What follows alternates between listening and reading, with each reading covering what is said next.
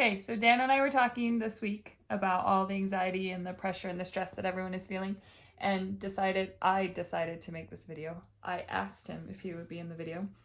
Dan is a licensed clinical social worker, or a fancy name for mental health therapist.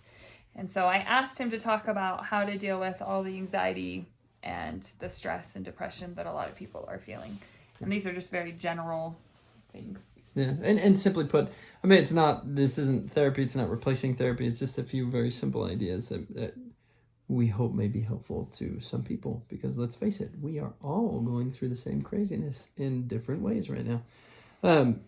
If we go way back to school, we used to kind of divide this up into biological, psychological, and social. That's kind of like the social work, biopsychosocial method kind of way of looking at things. But and so I was thinking through this as we were going through kind of what we hear and what's been going on and what's going on for our own lives.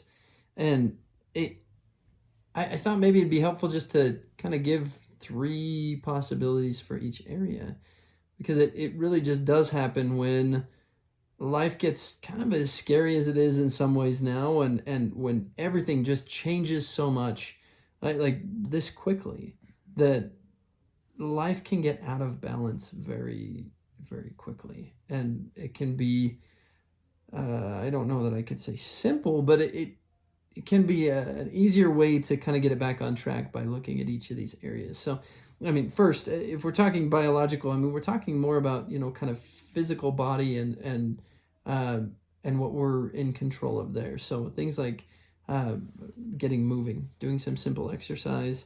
We're looking at how we're doing with sleep, whether that's even too little or too much, but keeping an eye on that. And then our diet and how we're eating, what we're taking into our body on a regular basis.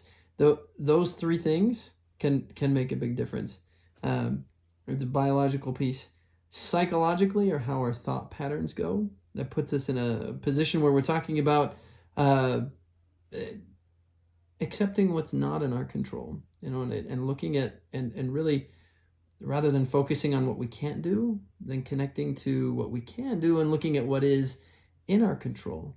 One of the best ways to do that is talking it through with somebody else, because let's face it, we don't always know when we're putting all our energy into something that's out of our control.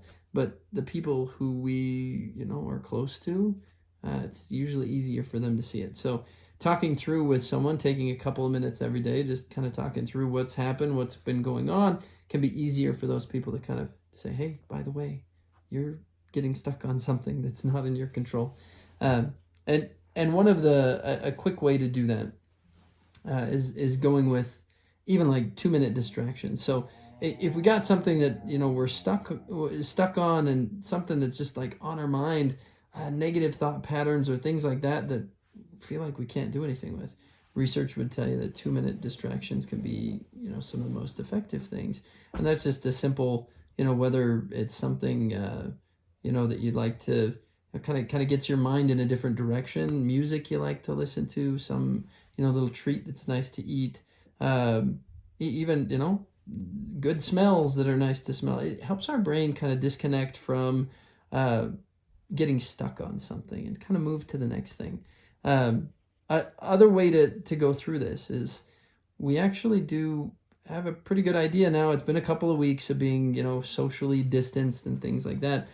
We're getting a pretty good idea of what things are difficult, what things are hard, knowing whether that's, hey, having the kids at home for school is super difficult, or whether that's, other things, not being able to leave the house could be super difficult. So we know that stuff's going to happen the next day, and it's working through with someone else and talking through, how can I, what are my options for dealing with that? And can we try that tomorrow? And kind of practicing that out.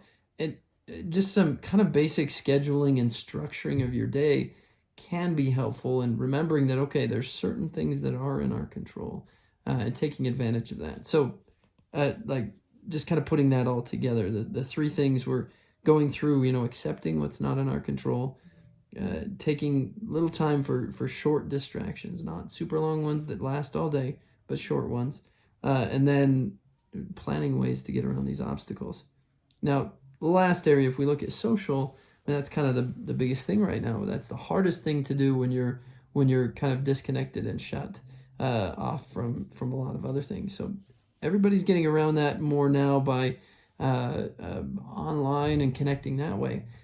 Which there's a lot of, I couldn't name all the options for that, but just being able to share an activity with someone, whether that's apps, games, videos, watching movies together.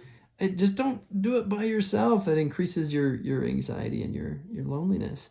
No, I've heard of even ways that people are telling stories. Grandma's reading stuff. Making a video of it and sending it out. Ways to commenting, talking back and forth, things like that. It's ways to just to be connected and be with everybody else. My favorite one on that one is the low pressure chat environment. Yeah, so that's kind of the next piece. Is through all of this, it's easy to get our social connection on the stress and the things that are out of our control. And not that I would never say, hey, let's just pretend like everything's fine and there's no issues. No, we know that things are scary and there's a lot of stuff going on. But there has to be a connection to those places where it's low pressure stuff going back and forth.